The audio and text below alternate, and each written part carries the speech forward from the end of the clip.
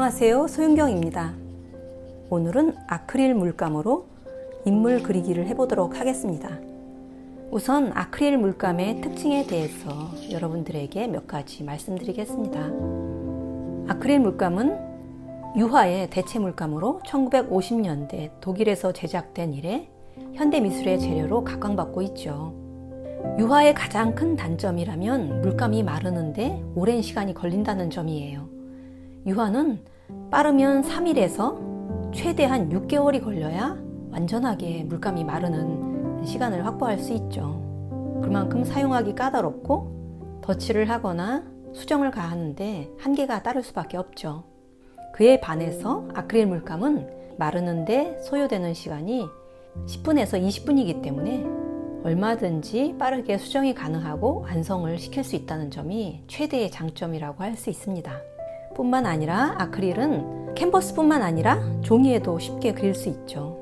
또 아크릴 보조제를 사용해서 다양한 기법과 텍스처를 사용할 수 있습니다. 예를 들자면 대표적으로 모델링 페이스트가 있겠죠. 텍스처를 줄 때 모델링 페이스트를 바르고 그 위에 아크릴 물감을 칠하게 되면 유화와 비슷한 텍스처를 만들 수가 있고요. 또 젤 미디움을 섞어서 유화의 물감처럼 투명하고 두께감이 있는 작품을 만들어낼 수도 있습니다. 여러분들도 아크릴 물감을 사용하시기 전에 젯소를 칠할 것인가 말 것인가를 항상 고민하시게 될 거예요. 젯소를 칠하게 되면 대부분 흰색 바탕을 하고 있기 때문에 발색이 좋아지면서 투명성을 유지할 수도 있고 먼 훗날 복원을 하는데도 용이할 수 있죠. 젯소를 칠하지 않은 경우는 수채화 물감처럼 종이에 그대로 스며들기 때문에 색이 아무래도 가라앉을 수밖에 없겠습니다. 아크릴 물감이 너무 빨리 마를 경우에는 건조 지연제인 리타더를 사용해서 건조 속도를 조절할 수 있습니다. 아크릴 물감이 너무 빨리 마르는 것이 문제라고 생각된다면 분무기에 리타더와 물을 섞어서 분무기로 물감에 분사하면서 작업 속도를 맞춰가면 되겠죠. 또한 아크릴 물감과 가쉬 물감이 무슨 차이가 있느냐고 물어보시는 분들도 있어요. 저 또한 아크릴과 가쉬의 차이가 완성된 그림을 봤을 때 그렇게 느껴지지 않기도 하죠. 말하자면 아크릴 물감은 합성 수지의 일종이라고 보시면 됩니다. 또한 아크릴 물감의 특징으로는 덧칠을 해도 계속 새로운 색채를 쌓아 올릴 수 있다는 점이 가장 큰 장점이라고 할 수 있습니다. 유화를 할 때 물감을 덧칠할 수 있다고 하지만 유화는 마르는 속도가 굉장히 느리기 때문에 시간차를 두고 작업하지 않는다면 위에 덧칠한 것들이 아래의 색깔과 터치면에서나 색감면에서 섞일 수 있는 점이 다르다고 할 수 있어요. 또한 불투명 기법뿐만 아니라 투명한 기법에도 매우 좋은 효과를 찾을 수 있습니다. 물의 농도를 조절하거나 젤 미디움을 사용한다면 수채화처럼 투명하고 흘러내리는 기법들을 충분히 사용할 수도 있겠죠. 또 혼색이 자유롭고 선명한 색채 감각이 있기 때문에 현대 미술에서 팝아트적인 그림을 그릴 때 사용되고 있는 재료이기도 합니다. 물론 이렇게 좋은 장점만 있는 것은 아닙니다. 분명히 유화가 가지는 깊이라던가 무게 같은 것들은 담아내지 못하는 점들이 있는 것 같아요. 저 또한 유화로 그림을 시작해서 유화에 익숙해 있다가 일러스트레이션 재료로 아크릴을 사용했었는데요. 다소 아크릴 재료가 어렵다는 느낌을 많이 받았습니다.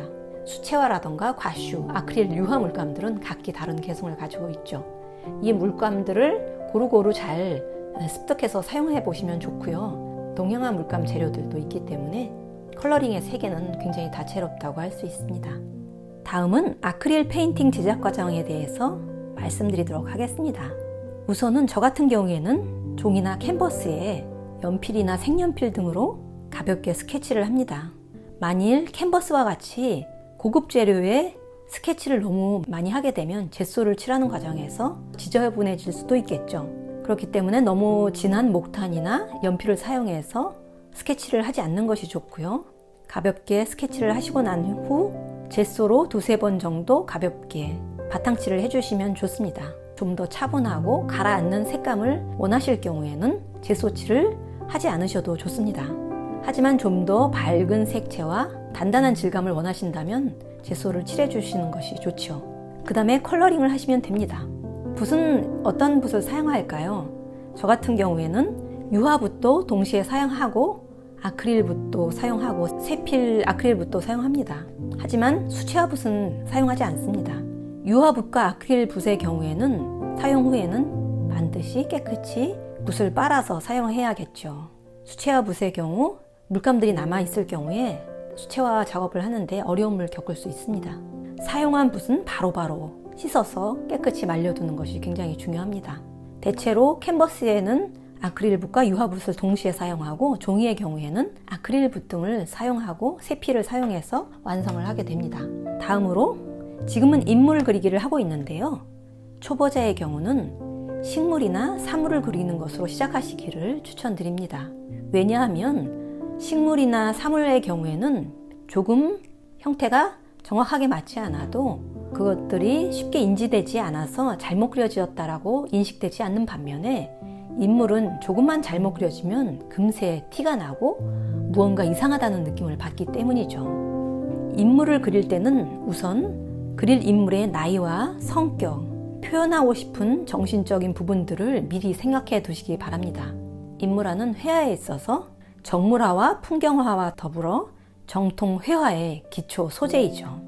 인간이 태어난 이래 지금까지 끝도 없이 사람들은 사람들을 그려왔죠. 자신의 얼굴을 그려오기도 하고 귀족의 얼굴을 그리기도 하고 종교인 또 자신들이 사랑하는 자녀, 주변 사람들을 그려오거나 역사적인 인물, 종교적인 인물들을 그려왔습니다. 시대마다 새로운 스타일들의 인물화는 꾸준히 계속 그려나가기 때문에 어느 시대나 반드시 그릴 수밖에 없는 것이 인물화라고 할 수 있죠. 인물화를 잘 그려낸다는 것은 작가에게도 굉장히 어려운 일이기도 해요. 사람의 얼굴 속에는 많은 것들이 담겨 있기 때문에 그 시대의 시대상, 패션, 시대의 정신적인 표상들을 드러내는 것이 인물화의 특징이라고 할 수 있습니다. 우선 자신의 얼굴을 많이 그려보시고요. 또 주변 가족 얼굴이나 같이 살고 있는 반려동물들의 얼굴을 그려보는 것도 좋은 방법이라고 생각합니다. 인물을 그리실 때 주의하셔야 할 점은 살색이라고 하는 색이 사람마다 매우 다르기 때문에 일반적으로 생각하는 살색이라고 하는 색을 그리지 마시고 좀 더 다양한 색깔을 얼굴색에 집어넣어 보시기를 바랍니다. 얼굴의 그림자라던가 머리 색깔, 또 옷의 색깔들과 배경색들의 비례들을 맞추어서 다양한 색깔을 넣어서 작업해 보시면 좀 더 명료한 색깔이 될 수도 있고요. 그림자의 음영이라던가 그라데이션을 많이 넣어서 하나의 톤으로 분위기 있게 그림을 그릴 수도 있겠죠. 지금 제가 작업하고 있는 작업들은 파스텔 톤의 색채들을 이용해서 음영을 사용하고 다소 상징적인 인물들을 그려나가고 있습니다. 이미 오래전부터 물감을 사용해서 수작업으로 그림을 그리는 사람들이 점점 줄어들고 있어요. 예전에는 누구나 화가라면 물감을 사용해서 그림을 그렸죠. 수작업이 굉장히 보편적인 회화 작업의 형태였다고 할 수 있다면 요즘은 디지털 작업이 평준화되어 있다고 할 수 있어요. 대부분의 일러스트레이터들과 화가들도 디지털 작업을 많이 하고 있죠. 웹툰도 디지털 작업으로 하고 있기 때문에 어찌 보면 새로운 세대들에게 수작업은 매우 귀찮고 번거롭고 또 재료비가 많이 드는 작업일 수 있어요. 하지만 왜 저는 아직까지도 수작업을 계속 고집하고 있을까요? 저의 경우는 수작업으로 그림을 배워봤기 때문에 무언가 재료를 이용해서 그림을 그리는 것들이 익숙하기 때문입니다. 하지만 지금 저는 디지털 작업도 배워서 포토샵이라던가 아이패드로 그림을 그리고 있죠. 두 가지 모두 큰 장점을 가지고 있다고 생각해요. 수작업의 경우는 물감을 직접적으로 사용하기 때문에 그리면서 질감과 물감이 주는 즐거움을 직접적으로 신체적으로 느낄 수 있다는 장점이 있어요. 아마도 그 점 때문에 많은 화가님들은 그림 그리는 즐거움을 실제적인 재료를 통해서 수작업을 통해서 느끼려고 하는지도 모르겠습니다. 수작업의 즐거움은 아마도 많은 실수를 통해서 결국에는 완성되는, 자신이 어떤 작품으로 완성이 될지 모르는 상태로 많은 실수들이 겹쳐서 인간다운 그림을 그려낸다는 것이라고 할 수 있겠죠. 그에 반면 디지털 작업의 경우는 계획한 대로 그림을 그려낼 수 있다는 점이 큰 장점이라고 할 수 있어요. 끝없이 색채들을 변형시키고 수정을 할 수 있기 때문에 자신이 원하는 만큼 얼마든지 수정이 가능하다고 할 수 있죠. 하지만 단점도 있다고 생각합니다. 요즘은 너무나 많은 사람들이 디지털 작업을 하고 있기 때문에 어느 정도 굉장한 숙련도를 가지지 않고서는 자신만의 캐릭터와 특징을 만들어내는데 어려움을 가질 수밖에 없어요. 낮은 수준의 그림을 그려낸다면 결코 일러스트레이터로 자신의 입지를 만들어내기 쉽지 않겠죠. 그만큼 컴퓨터 천재들이 넘쳐나는 시대가 되었다고 할 수 있습니다. 다양한 툴과 다양한 기법과 많은 앱들을 다운받아서 재료들을 발전시켜 나가고 있지만 그만큼 독보적인 세계를 만들기 위해서는 높은 수준에 도달해 있어야겠죠. 하지만 막상 회화 작업을 했던 사람들이 디지털 작업을 하게 되면 자신이 원래 했던 작업과 비슷한 작업들을 만들어내는 특징을 보일 수 있습니다. 아마도 자신의 마음속에 그리고 싶은 어떤 이미지들이 정해져 있기 때문에 컴퓨터 작업을 한다 해도 그렇게 달라지지 않는다는 점이 있는 것 같아요. 또한 디지털 작업을 해서 굉장히 좋은 점들은 요즘은 NFT 방식으로 디지털 작업을 고가에 유통시키는 방법들이 새로 생기고 있죠. 이것은 매우 혁신적인 방법이기 때문에 앞으로 어떻게 변화해 갈지 매우 기대되는 유통 방식이라고 할 수 있습니다. 여러분들도 디지털 작업을 하고 계시다면 NFT 방식을 한번 알아보시기 바랍니다. 그림을 소장하는 데 있어서 과거에는 원화만을 소장했다면 앞으로는 그 데이터를 소장하는 그런 방법으로 변해가기도 할 것이라는 생각이 듭니다. 이렇게 오늘 아크릴 물감으로 작업하는 이야기들을 나눠봤고요. 또 수작업에 대해서도 말씀드려 보았습니다.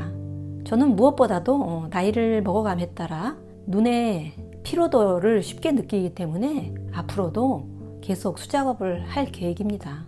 또한 현재까지는 디지털 작업보다는 원화 작업을 가지고 있을 때 전시를 하는 경우 조금 원활하게 전시를 할 수 있고요. 또 원화를 직접적으로 판매할 수 있는 장점도 가지고 있겠죠. 많은 대중들이 원화를 직접 보고 싶어하는 니즈들이 있기 때문에 전시장이라던가 미술관에서 원화를 요구하는 경우들이 많습니다. 물론 앞으로는 더 다양한 방식으로 전시가 변화될 것이기 때문에 이 방법 또한 참고로 알아두시면 좋고요. 수작업은 앞으로 점점 더 희귀성을 가지게 된다는 점도 또 좋은 점이라고 할 수 있겠죠. 여러분들이 수작업을 하던 디지털 작업을 하던 모두 가치 있는 작업이기 때문에 다양한 방법으로 여러분들의 작업들을 발전시켜 나가시기 바랍니다. 오늘도 저의 영상을 봐주셔서 감사합니다. 항상 건강하시고요. 행복하세요. 안녕!